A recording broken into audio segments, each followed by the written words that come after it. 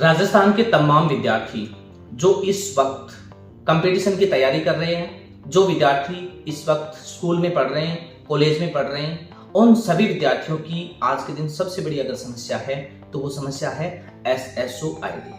SSO ID को लेकर काफी विद्यार्थी जो हैं इस वक्त काफी परेशान हैं। उन सभी विद्यार्थियों को सबसे बड़ी समस्या ये आ रही है कि उन्होंने एक से अधिक एसएसओ आईडी बना रखी है और एक से अधिक एसएसओ आईडी बनाने के बाद वो ऐसी उलझन में आकर फंस गए कि अब उनको नहीं समझ में आता है कि अब मैं क्या करूं।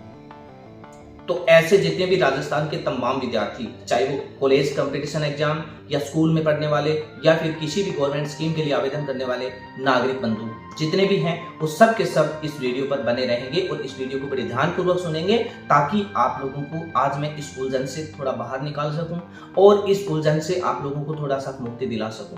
क्योंकि अक्सर हमारे पास ऐसी समस्याएं जो हैं वो हर दिन आती रहती हैं, क्योंकि हम सीनियर ऑपरेटर काम करते हैं हम लोग, और अक्सर हमारे सामने ऐसी समस्याएं जो हैं वो लगातार बढ़ती जा रही हैं कि मैंने एसएसओ आईडी जो है वो पहले बनाई थी लेकिन अब मुझे वो एसएसओ आईडी याद नहीं है। अब अगर याद नहीं है तो क्या करेंगे? आज मैं उन तमाम समस्याओं से आप लोगों को बाहर निकालूंगा जो आप लोग इस समस्या के अंदर इस प्रकार फंसे हुए हैं कि आप ना तो अपना कंपटीशन एग्जाम का फॉर्म भर सकते, ना ही किसी स्कीम के लिए आवेदन अप्लाई कर सकते, ना ही आप स्कॉलरशिप अप्लाई कर सकते, ना ही किसी गवर्नमेंट की जो स्कीम है उस योजना के लिए आवेदन अप्लाई कर सकते। मेरा ये वीडियो आप लोगों के लिए बहुत ही महत्वपूर्ण और बहुत ही महत्वपूर्ण है। इस वीडियो को स्किप मत करना, इस वीडियो पर बने रहना, इस वीडियो को कंप्लीट सुनना।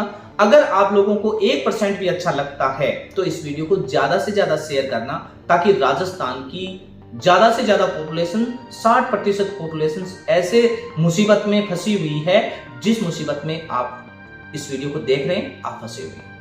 वीडियो को शेयर करना, लाइक और कमेंट करना बिल्कुल नहीं भूलेंगे और चैनल को सब्सक्राइब करके रखेंगे क्योंकि मैं इस प्रकार के सॉल्यूशंस, समस्याएं जो होती हैं इनके सॉल्यूशंस जो हैं वो मैं इस प्रकार के वीडियो कंटेंट डालकर आप लोगों के लिए भेजते रहता हूं, इसलिए आप चैनल को सब्सक्राइब करके जरूर रखेंगे।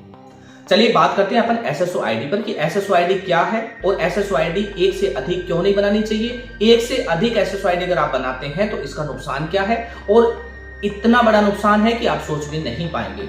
एसएसओ आईडी का मतलब होता है सिंगल साइन ऑन, यानी एक व्यक्ति, राजस्थान का एक व्यक्ति सिर्फ एक ही एसएसओ आईडी बना सकता है। एक से अधिक एसएसओ आईडी 101% बिल्कुल नहीं बना सकता। अगर वो बनाता है तो वो अपने लिए एक मुसीबत को खड़ा करता है, क्योंकि सिंगल साइन ऑन का मतलब होता है कि आप सिर्फ एक ही एसएसओ आईडी बना सकते हैं। सिंगल साइन ऑन यानी एक व्यक्ति एक एसएसओ आईडी, एक व्यक्ति एक आधार कार्ड, एक व्यक्ति एक 10th की मार्कशीट का डाटा वेरिफिकेशन, ये सब एक बार होता है। ये रजिस्ट्रेशन होता है। ये रजिस्ट्रेशन क्या है? ये रजिस्ट्रेशन है कि ये आपकी पूरी बायोमेट्रिक यानी पूरी की पूरी आपकी जो डाटा होता है वो डाटा स्टोरेज रखता है। तो एक व्यक्ति के एक ही डाटा होते हैं, एक व्यक्ति के अनेक डाटा नहीं होते। एक व्यक्ति का एक ही आधार कार्ड होता है, एक से अधिक आधार कार्ड नहीं होते। एक परिवार का एक ही जन आधार कार्ड होता है, एक से अधिक जन आधार कार्ड नहीं होते। एक व्यक्ति का एक ही मूल निवास होता है, एक से अधिक मूल निवास नहीं बनते। समझ रहे हैं आप मेरी बात को? मैं आपको क्या कहना चाहता हूं।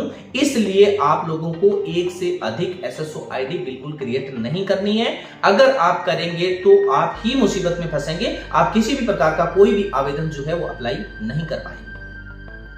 अब आपने पहले एसएसओ आईडी बनाई थी मगर एसएसओ आईडी आपको याद नहीं है। इसका मुख्य कारण क्या है, क्यों याद नहीं है? क्योंकि जब आपने एसएसओ आईडी क्रिएट किया था उस समय आपने ईमेल आईडी से अपनी एसएसओ आईडी को क्रिएट किया था। एक जीमेल अकाउंट बनाया। आप एक नहीं अनेक जीमेल अकाउंट बना सकते हैं, लेकिन एक जीमेल से सिर्फ एसएसओ आईडी एक ही बना सकते हैं। और वो कैसे बना सकते हैं? काफी ऐसे विद्यार्थी जो एक्सपर्ट होते हैं, इंटेलिजेंट होते हैं, ओवर स्मार्ट होते हैं कि हम तो 10 एसएसओ आईडी बना सकते हैं। अरे भाई, आप 1000 एसएसओ आईडी बना सकते हैं।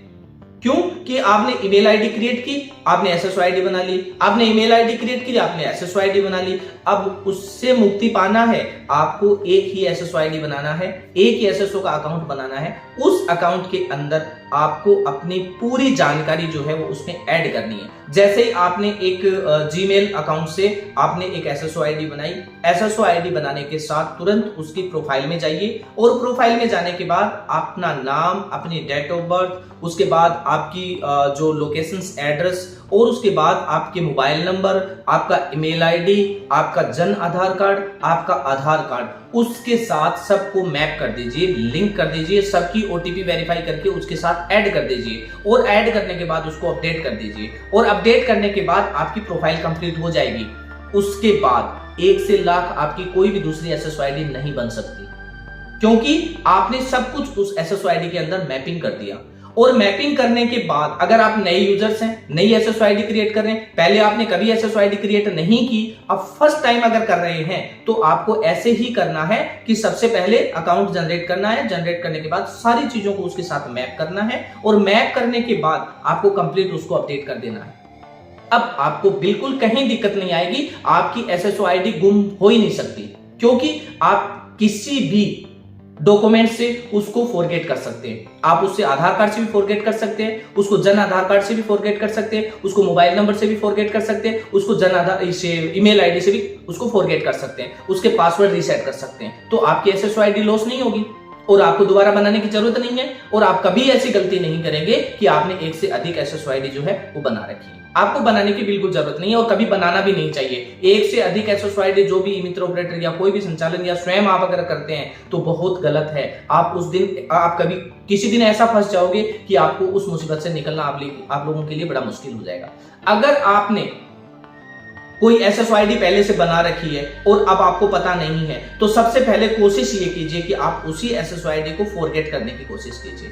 अगर आपका आधार कार्ड वहां लिंक नहीं है, अगर आपका जन आधार कार्ड वहां लिंक नहीं है, आपके मोबाइल नंबर अगर लिंक नहीं है, तो आप अपनी ईमेल आईडी से भी उसको फॉरगेट कर सकते हैं। किसी भी कारणवश अगर आपकी ईमेल आईडी भी लॉस हो गई, आपको ईमेल आईडी का भी पता नहीं है, तो फिर आप उसको ट्रैक नहीं कर सकते। लेकिन आपने उसके अंदर ओटीआर कर रखा है तो भी आप लोग फंस सकते हैं, क्योंकि आप ओटीआर क्या होता है? ओटीआर होता है वन टाइम रजिस्ट्रेशन, यानी जो रजिस्ट्रेशन आप राजस्थान गवर्नमेंट की पोर्टल पर कर रहे हैं वो वन टाइम है, वो सिर्फ एक ही बार कर सकते हैं और एक से ज्यादा बार उसको नहीं कर सकते। तो सबसे पहले अगर आप ओटीआर कर रहे हैं, ऐसी एसएसओ आईडी क्रिएट करने के बाद अगर आप ओटीआर कर भी रहे हैं, तो आपको उससे पहले, सबसे पहले आपको यही समझना है कि मेरी गलती से कहीं पहले से एसएसओ आईडी तो नहीं है। अगर है या नहीं आपने बना रखी, आपकी लॉस हो गई, तो आप कभी भी ऑपरेटर से, किसी भी ई मित्र ऑपरेटर से उसका डाटा मत छुपाइए। उसको क्लियर बता दीजिए कि मैंने पहले से एसएसओ आईडी बना रखी है, लेकिन मैं वो लॉस कर चुका हूं, मुझे, मेरे पास उसकी कोई जानकारी नहीं है, मेरे पास उसकी कोई भी इंफॉर्मेशन नहीं है। तो ऐसे में आपको वो कोशिश करेगा, मदद करेगा। और मैं ई मित्र ऑपरेटर जितने भी उनको भी प्लीज, उनको भी मैं थोड़ा रिक्वेस्ट करना चाहूंगा कि ऐसे जो कैसेज आते हैं ना, उन कैसेज को आप पहले कोशिश कीजिए कि उनकी एसएसओ आईडी को फॉरगेट करने की, ट्रैक करने की कोशिश कीजिए, ताकि उसकी अगर ओटीआर उसने कर भी रखा है गलती से, तो वो कम से कम उसका नुकसान ना भुगते। उसको बड़ी प्रॉब्लम आ जाएगी। अगर उसने पहले से ओटीआर कर रखा है तो वो दूसरी एसएसओ आईडी में ओटीआर नहीं कर पाएगा, क्योंकि ओटीआर के अंदर वो आपसे 10th की मार्क्स की डिटेल लेता है, अपने आधार कार्ड की डिटेल लेता है और आपके नाम, डेट ऑफ बर्थ की डिटेल लेता है, और उसके बाद आप वो उसको पेमेंट वगैरह या रजिस्टर कर देते हैं, रजिस्ट्रेशन नंबर आ जाते हैं ओटीआर के, तो उसके बाद फिर आप वो सेम ओटीआर किसी दूसरी एसएसओ आईडी में नहीं कर पाएंगे, तो फिर आप वहां फंस जाएंगे, आपको वहां प्रॉब्लम आ जाएगी। इसलिए जितने भी राजस्थान के नागरिक, विद्यार्थी जितने भी हैं, उनको सबको एसएसओ आईडी की रिक्वायरमेंट होती है, और जब एसएसओ आईडी की रिक्वायरमेंट होती है तो वो 1 से अधिक एसएसओ आईडी बिल्कुल ना बनाएं। मेरा एकदम क्लियर आपको इंस्ट्रक्शन है कि आप 1 से अधिक एसएसओ आईडी नहीं बनाएंगे। अगर आप बनाते हैं तो फिर आप बड़ी मुसीबत में फंसेंगे और उसके बाद आपको दिक्कत आएगी।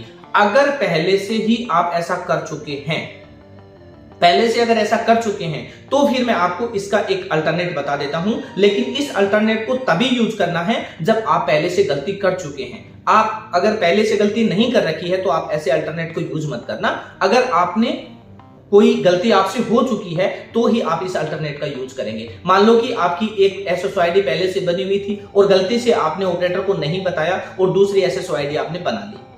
अब 2 एसएसओ आईडी बन गई आपकी। अब उसको एक सिंगल आईडी कैसे बनाना है, कैसे करेंगे आप उसको सिंगल आईडी, ताकि आपके डाटा भी वहां ट्रांसफर हो जाए और आपकी आईडी भी वहां जो है वो एक जेन्युइन रह जाए, और उसके बाद आपको आगे ओटीआर वगैरह करने में या फॉर्म अप्लाई करने में किसी प्रकार की समस्या ना हो। तो ऐसे में आपको क्या करना है, उसमें मैं यहाँ पर मैंने आपको पूरा ईमेल आईडी डाल दी है। यहाँ पे मैं पूरा इंस्ट्रक्शन देख सकते हैं। यहाँ पर राजस्थान हेल्प, एसएसओ हेल्प जो होता है, राजस्थान एसएसओ हेल्प डेस्क पे, उस पर आपको यहाँ साइड पर आपको एक ईमेल क्रिएट करना है। अगर 1 से अधिक एसएसओ आईडी, अब आप कौन सी एसएसओ आईडी को रखना चाहते हैं, कौन सी एसएसओ आईडी को बंद करना चाहते हैं, तो सबसे पहले आपको ये इंस्ट्रक्शन देना है, वहां पर ईमेल करना है, आपको मेल भेजना है, SSOID की हेल्प डेस्क पे मेल भेजना है। और उस पे क्या लिखना है, उस पे ये लिखना है कि मैं पहले से एक SSOID बना चुका था और बाय मिस्टेक मैंने गलती से दूसरी SSOID क्रिएट कर ली। एक में मेरा आधार लिंक है, एक में मेरा OTR हो चुका है, ये गलती मैं कर चुका हूं। तो इस गलती को सुधारने के लिए मैं आपसे रिक्वेस्ट करना चाहता हूं कि मेरी एक जो SSOID है उसको डीएक्टिवेट कर दीजिए और एक SSOID को आप मेरे को रख दीजिए। ये मेरा जेन्युइन SSOID है जिसको मैं रखना चाहता हूं। तो ऐसे में आपको यहां जो मैंने मेल ID डाल रखी है, इस पर आपको मेल लिखना है और मेल में आपको लिखना है कि जो मेरी पुरानी SSOID है वो मैं रखना चाहता हूं और जो मेरी नई SSOID क्रिएट हो गई इसको मैं बंद करना चाहता हूं। अगर आपकी नई SSOID के अंदर OTR है और पुरानी में अगर कुछ भी नहीं है तो आप पुरानी बंद कर सकते हैं और नई SSOID रख सकते हैं। लेकिन उसको बंद करने के लिए आपको सबसे पहले उस ID की जानकारी SSO की मेल पे डालनी है और मेल पे डालने के बाद वहां से आपकी ID जो है वो डीएक्टिवेट हो जाएगी और जो एक जेन्युइन ID है वो आपकी रह जाएगी और उसके बाद वो उसमें मर्ज हो जाएगी, आपके डाटा जो है उसमें ट्रांसफर हो जाएंगे। लेकिन एक विशेष करके ध्यान रखेंगे, ऐसा करने से पहले आपको क्या करना है, ऐसा करने से पहले आपको ये देखना है कि आपने फॉर्म कौन सी ID से भर रखे। जिस ID से आपने फॉर्म भर रखे हैं उस ID को बंद मत करवाना, वरना आपके सारे डाटा इरेज हो जाएंगे, सारे डाटा कैंसिल हो जाएंगे। ना आपका फॉर्म निकलेगा, ना आपके एडमिट कार्ड निकलेंगे, कुछ भी नहीं निकलेगा।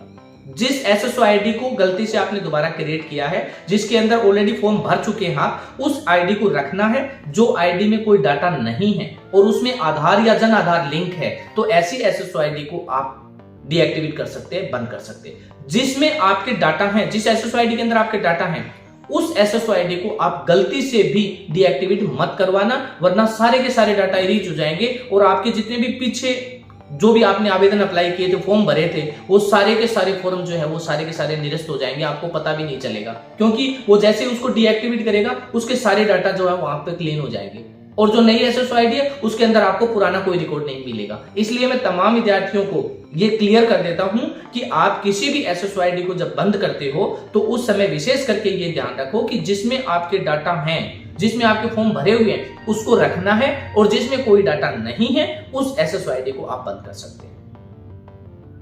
विशेष करके इस बात का ध्यान रखेंगे और फ्यूचर में इस बात का विशेष करके ध्यान रखेंगे। आपके जितने भी दोस्त हैं उन सभी दोस्तों को ये वीडियो शेयर कर लेना ताकि उनको भी इस प्रकार की जो समस्या है उससे निजात मिल पाए, उनको भी इस समस्या से उसका समाधान हो पाए। ज्यादा से ज्यादा वीडियो को शेयर करना और SSOID के बारे में बिल्कुल पूरा परफेक्ट समझ के उसके बाद ही आपको SSOID अकाउंट क्रिएट करना है, डीएक्टिवेट करना है, या फिर उसके अंदर कोई OTR गलत हो गया तो उसको सही कैसे करना है। तो इस प्रकार की सारी जानकारी जो है वो आपको इसमें वीडियो में मिल जाएगी। और वैसे भी मैं OTR को लेकर एक वीडियो, नेक्स्ट मेरा जो वीडियो आ रहा है उसमें मैं आपको OTR की पूरी जानकारी देने वाला हूं कि OTR अगर आपने कर लिया, OTR आपका गलत हो गया तो उसको कैसे सही करना है, ये आपको नेक्स्ट वीडियो में जो है वो जानकारी मिल जाएगी। तो सभी विद्यार्थी, सभी नागरिक बंधु, राजस्थान के जितने भी विद्यार्थी स्टूडेंट्स हैं जो गवर्नमेंट जॉब की तैयारी करें, वो सभी विद्यार्थी प्लीज प्लीज प्लीज इस वीडियो को ज्यादा से ज्यादा सभी के साथ शेयर करेंगे ताकि इस प्रकार की समस्याओं से जो विद्यार्थी परेशान हैं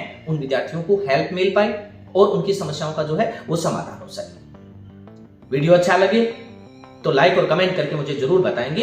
अगर आपने चैनल को सब्सक्राइब नहीं कर रखा है तो चैनल को सब्सक्राइब जरूर कर लेंगे ताकि आपको हर दिन नई कोई भी जानकारी जो है वो आपको मिल पाए। Thank you.